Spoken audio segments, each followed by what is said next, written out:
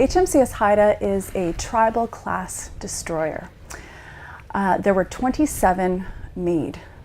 13 of those were sunk, 13 were scrapped. So Haida is quite significant because she's the last remaining tribal class destroyer in the world. HMCS Haida was built primarily as an open ocean escort destroyer.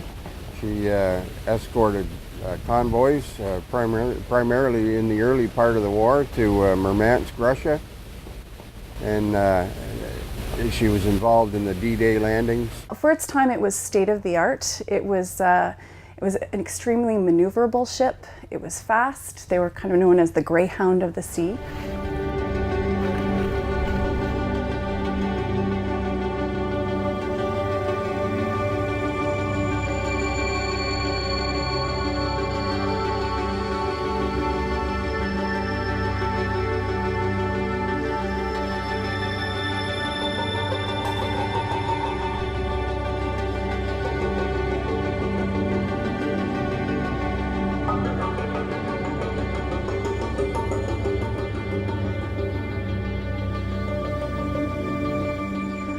Athabaskan was struck by a torpedo, and there was a subsequent explosion, and she went down very quickly.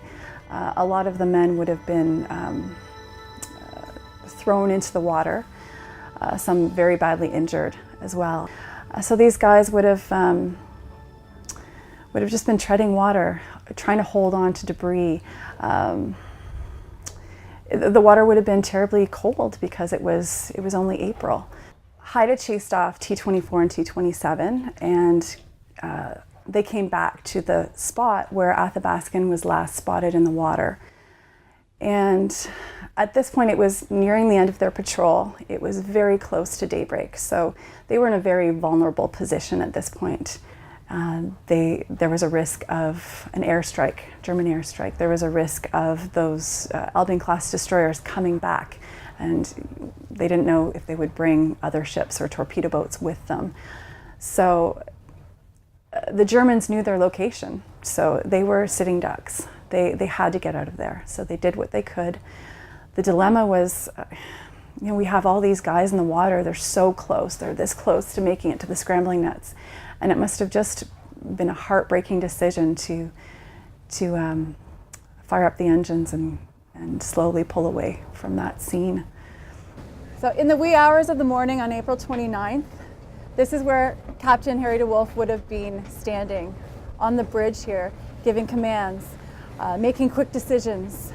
Now, he instructed the crew to lower all of the life-saving devices into the water. That meant the Carly floats, which were made of cork, which the crew in the water could hold on to, flotation devices, as well as 2 motor cutters and a whaler. Now, in addition, he was directing the crew to lower the scrambling nets and pull as many crew members of the Athabaskan onto the ship. They were covered in bunker C oil. It was a very difficult rescue. So he would have been pacing on this bridge, and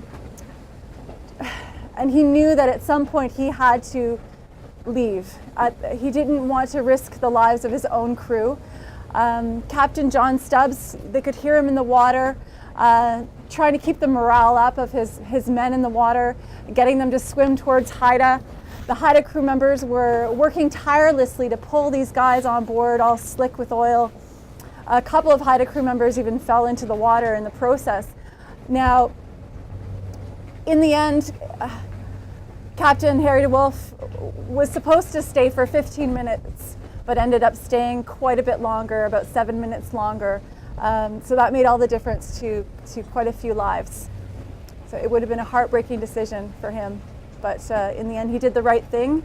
Captain John Stubbs from the water yelled for Haida to leave, that it was time to go for their safety. 128 lives were lost that night, so that's roughly half of your crew. 85 were picked up by the Germans and became prisoners of war.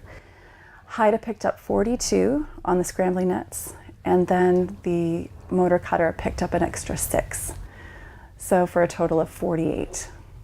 She is emblematic of of the Royal Canadian Navy and the role, that sort of naval experience we had during World War II and beyond. She was also a very lucky ship and called the fightingest ship in the Royal Canadian Navy. She sank the most ships of any ship. I think for those reasons, she's very special, and she's the last remaining in the world.